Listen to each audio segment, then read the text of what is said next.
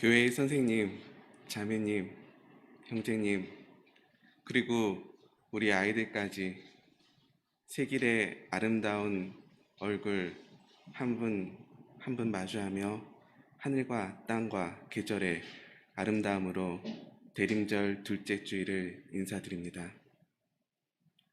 교회력에 따르면 우리 신앙에는 죽음과 탄생에 관계된 두 번의 큰 절기가 있습니다. 각각 부활절과 성탄절입니다. 잘 알고 계신 것처럼 사순절로부터 부활절은 그리스도의 죽음과 부활에 대한 신앙입니다. 또 대림절로부터 성탄절은 그리스도의 탄생 예고와 탄생에 대한 신앙입니다. 요컨대 전자는 신의 죽음에 대한 신앙이고 그리고 후자는 그분의 탄생에 관한 신앙이라 하겠습니다. 마침 오늘이 대림절 둘째 주일이고 하니 오늘 우리는 예수님의 탄생 신앙을 묵상할 수 있겠습니다. 우리는 성격이 다른 네 권의 복음서를 가지고 있습니다. 각각에는 모두 나름대로 놀랍고 신비한 신앙의 이야기가 담겨 있는데 이들을 나란히 놓고 함께 읽을 땐 흥미롭게도 의미가 이어지는 독특한 예수님의 탄생 신앙을 만나게 됩니다. 많은 사람이 상상하는 성탄의 밤, 바로 그 베들레헴의 말구유는 바로 이러한 신앙으로부터 하나의 이야기로 된 것입니다. 먼저 각 복음서의 첫 장에서 복음의 시작을 짚어보도록 하겠습니다. 마태복음 1장 18절을 보면 예수 그리스도의 태어나심은 이러하다며 성령에 의한 마리아의 수태 사건에 대해 일러줍니다. 마태복음의 신앙 공동체가 믿기로 아기 예수님은 성령으로 말미암으며 여인이 그 아이를 낳을 것이라고 고백합니다. 마태 공동체는 아이가 여인과 함께하는 곳에서 옛 선지자가 예언한 이름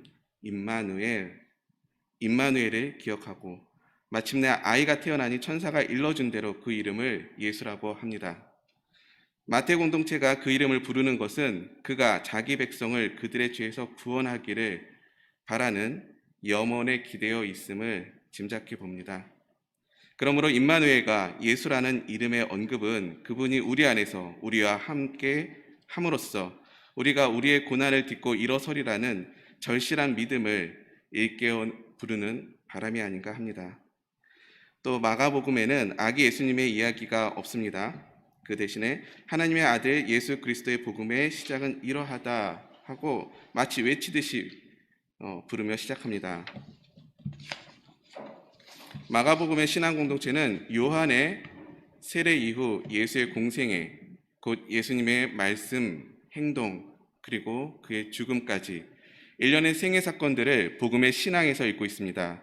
이는 마태복음이 아기 예수의 탄생을 신앙의 시작으로 부르는 것과는 또 다르게 복음이 그 자체로 우리 신앙의 시작이라는 점을 일깨워줍니다. 그러니까 11절에 나오는 하늘 음성, 너는 내 사랑하는 아들이다. 내가 너를 좋아한다. 이 말씀으로 예수를 하나님의 아들로서 우리 안에 태어나게 한 복음의 시작을 마가 공동체는 읽고 있습니다. 이어서 누가복음은 마태복음과 꽤 비슷한 듯 하면서 또 다른데요. 네 권의 복음서 중 유일하게 서문이 있습니다. 수신자를 데오빌로로 하여 이렇게 시작합니다. 우리 가운데서 일어난 일들에 대하여 말씀의 목격자여 전파자가 된 이들이 우리에게 전하여 준 대로 각하께서 이미 배우신 일들이 확실한 사실임을 아시게 되기를 바라는 바입니다. 누가복음의 신앙 공동체는 그들이 배우고 훈련한 바, 그들 가운데서 일어난 일이 사도들의 가르침에 따라 그대로 확실하며 또 거짓이 아님을 고백하고 있습니다. 누가복음의 강조점은 우리 가운데 일어난 일에 대한 믿음에 있는 것 같습니다. 네 번째 복음서는 앞 세 권의 공간 복음과는 다소 느낌이 다른데요. 요한복음의 신앙 공동체는 태초에 말씀이 계셨다, 그 말씀이 하나님이셨다로 시작하여 3절에 말씀으로부터 생겨난 것이 생명이고 생명이야말로 사람들의 빛이라고 고백합니다. 이어서 13절에 이르면 혈통에서나 육정에서나 사람의 뜻에서 나지 아니하고 하나님에게서 태어난 하나님의 자녀에 대해서 언급합니다. 요한 공동체가 마태 공동체와 누가 공동체에서 고백하는 혈통과 여인의 몸에서 난 예수를 전혀 모르지는 않았겠으나 그보다는 말씀과 생명과 빛으로서 태어난 복음의 시작에 그들의 신앙이 더 민감했던 것 같습니다. 그래서 이 복음은 태초로부터 시작합니다. 그들의 신앙에 따르면 태초의 사건인 말씀은 벌써 우리 가운데 일어난 일입니다. 이렇게 네 권의 복음 맨 처음을 한데 모아 나란히 읽으면 분명히 서로의 신앙이 각기 다르긴 하지만 그럼에도 하나의 연속된 이야기가 되기에 오늘날 신약 성서를 읽는 우리 가슴에도 똑같은 떨림과 울림으로 읽을 수 있습니다. 제가 읽어보겠습니다.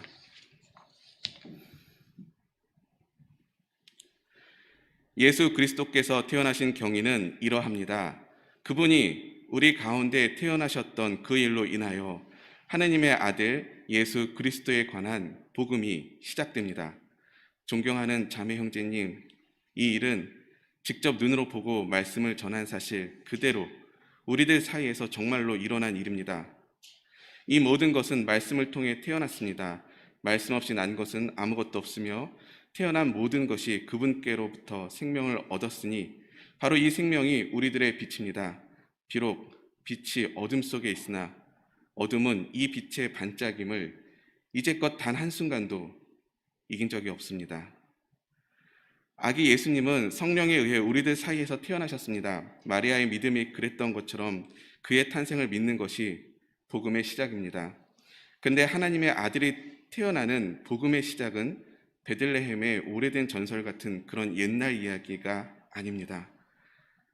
존경하는 자매 형제님, 복음의 시작은 우리들 사이에서 정말로 일어난 일입니다. 본래 이 모든 사건은 혼돈의 수면 위를 마치 바람처럼 운행하던 태초로부터 말씀을 통해 생겨난 것입니다.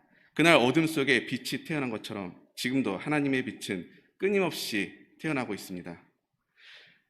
끊임없이 태어나는 빛이기에 이 사건이 어둠 속에 있음에도 불구하고 반짝입니다. 태초로부터 이제까지 빛이 반짝이는 한 어둠은 그 빛을 이기지 못합니다.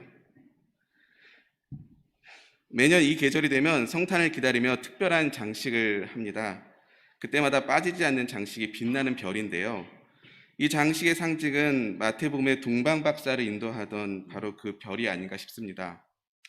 그런가 하면 한편 요한복음의 어둠 속 빛이 아닐까 또 생각하게 됩니다. 별은 어둠 속에 있음에도 불구하고 반짝이니까요. 별이 반짝일 수 있는 건 그 빛이 어둠 속에 있음에도 불구하고 빛으로 다시 태어나기를 포기하지 않기 때문입니다. 그런데 보세요.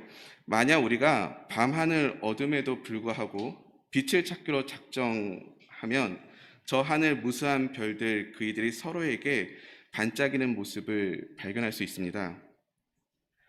별들이 서로에게서 반짝이는 이야기를 별자리라고 하는데요. 이건 우주 너머 천체의 물리 사건이 아닙니다. 정확히 우리 안에서, 우리 가운데서 일어나는 위로와 희망입니다. 마치 성탄절 말구의 아기 예수님 이야기가 서로 이웃한 복음서들로부터 서로가 서로에게 이어져 지금 우리를 떨리게 하고 울리게 하는 하나의 이야기가 되는 것처럼 말입니다.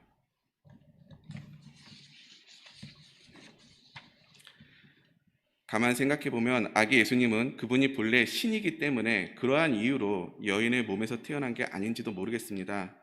도대체 신이 인간의 몸으로 태어나야만 하는 이유가 뭐가 있겠습니까? 그러나 그분이 우리 가운데 태어났기 때문에 정말로 태어났다고 믿기 때문에 그가 예수라고 우리를 구원할 분이라고 우리는 그 이름을 부를 수 있는 것입니다. 그는 우리 때문에 태어났고 우리 가운데 태어났고 장성하였고 공생애를 사셨으며 고난당하시고 죽임당하셨습니다. 이것이 우리 가운데 일어난 그 일입니다. 다른 말로 하면 임마누엘 하나님이 우리와 함께 하십니다 하는 것 아니겠습니까? 우리가 매년 성탄절을 반복하여 기억하는 것처럼 거룩한 탄생은 교회를 통해 반복하는 게 아닌가 싶습니다. 물론 교회라는 건 십자가 달린 건물을 말하는 게 아닙니다. 교회는 거룩한 탄생이 끊임없이 반복하는 공간입니다. 말씀이 육신이 되어 태어나는 곳곳이 교회입니다. 그리고 우리는 그분이 태어날 것임을 포기하지 않고 신앙합니다. 태초부터 있었던 말씀이 참으로 빛이라면 모든 살아있는 것 안에 그러한 빛이 정말로 있는 것이라면 우리는 모두 교회이고 그렇기에 아무것도 포기하지 않을 것입니다. 우리는 서로의 곁에서 반짝반짝 빛나고 있습니다. 도저히 참을 수 없는 어둠 속에 있다고 해도 교회와 신앙은 별들의 반짝임을 다시 사랑하게 합니다. 우리 곁에서 애써 반짝이는 빛을 사랑하고 신앙하며 함께 교회를 이루는 것이 우리들의 복음이 아닌가 합니다. 그러면 임마누엘, 우리들 사이에서 일어난 그 일은 우리가 듣고 보고 전하는 바 틀림없이 우리가 경험한 사실 그대로입니다. 그래서 아기 예수님의 탄생 예고와 탄생 신앙은 우리에게 비로소 위로와 희망이 됩니다. 우리들 가운데 누군가는 웃고 있어도 그 웃음에 슬픔이 비치는 사람이 있습니다. 슬픔은 가진 사람만의 얼굴, 어깨, 왜 그런 게 있잖아요. 물론 어떤 분들은 다행히 전혀 모르실 수도 있습니다. 그렇지만 피할 수 없는 운명 때문에 슬픔을 끌어안고 살아야만 하는 사람들이 우리 가운데 있는 건 사실입니다. 그이들이 그리 살 수밖에 없는 건 매일같이 되돌아오는 일상의 죽음 위에 그렇게 무한히 반복하는 오늘 위에 태어난 때문입니다. 그럼에도 불구하고 그가 운명을 원망하거나 혐오하지 않고 회의와 염세에 빠지지 않는 건 교회와 신앙과 사랑으로부터 위로와 희망을 경험하기 때문입니다. 슬픔이 비치지만 차마 평화를 해치지 않는 그 얼굴과 어깨는 그런 게 아닌가 합니다. 복음서들이 쓰여진 시기는 대략 70년을 전으로 시작된 것으로 보는데 이때는 로마에 대항하여 유대 독립전쟁이 일어난 때입니다. 유대인들은 결국 패배했고 예루살렘 성은 무너졌으며 수세에 몰린 약 1000여 명의 열심당 인민들은 여기에는 전투와 상관없는 노인, 여인, 아이들이 다수 있었습니다. 마지막까지 항전하던 마사다 요새에서 끝내 집단으로 자결하게 됩니다. 엄청난 비극이 일어난 것입니다. 그리스도인들 또한 이 비극적인 민족의 폐허, 무너진 성전 돌무더기 안팎에 함께 있었습니다. 그들은 민족의 죽음을 끌어안고 통곡했습니다. 하지만 그들은 운명을 원망하거나 혐오하지 않았고 회의하거나 염세에 빠지지도 않았습니다. 그리스도교 신앙인 공동체는 죽음 위에 다시 태어나기로 합니다. 비록 어둠 속에 있지만 그렇기에 더욱 빛으로 반짝이기를 포기하지 않았던 것입니다. 이렇게 어둠에 지지 않고 끊임없이 다시 태어나는 빛이야말로 하느님께서 우리에게 선물로 내어주시는 생명이라고 그날의 그리스도인들은 쓰고 읽고 믿었습니다. 그들의 교회에는 예배 때마다 예수가 되살아나고 아기 예수가 태어났습니다. 그리고 서로 사랑하기를 멈추지 않았습니다. 그리하여 그들 가운데 일어난 그 일은 임마누엘이 되었습니다. 그리고 오늘 우리들 사이에서 일어난 그 일, 임마누엘을 고백하는 그리스도인들이란 이제 여기 우리입니다. 우리 선생님, 우리 자매 형제님, 그리고 우리 어린이, 우리가 서로에게 교회와 신앙과 사랑입니다. 매년 기억하고 기념하며 묵상하는 성탄절과 대림절은 우리로 하여금 그리스도의 거룩한 탄생에 참여하게 하여 교회가 되도록, 신앙이 되도록, 사랑이 되도록 가르치고 배우고 지키는 절기입니다. 그러하니 우리는 오늘 교회가 되어야 하겠습니다. 신앙이 되어야 하겠습니다. 사랑이 되어야 하겠습니다. 임마누엘이 경험되는 위로와 희망이 되어야 하겠습니다. 떼어난 별빛 하나가 베들레헴의 아기 예수를 비춰 길을 안내했다고 합니다. 하지만 오늘 복음서를 읽고 있는 우리에게 이 아름다운 별빛의 반짝임은 외로운 하나가 아닌 것 같습니다. 이제 배우니 제 곁엔 우리들 사이엔 무수한 별빛이 서로에게 다 함께 반짝이기를 포기하지 않습니다. 우리는 모두 서로에게서 반짝임으로 하나의 이야기에 연결되어 있습니다. 그리스도이신 예수님이 우리 가운데 태어난 그 일 말입니다. 기도하겠습니다.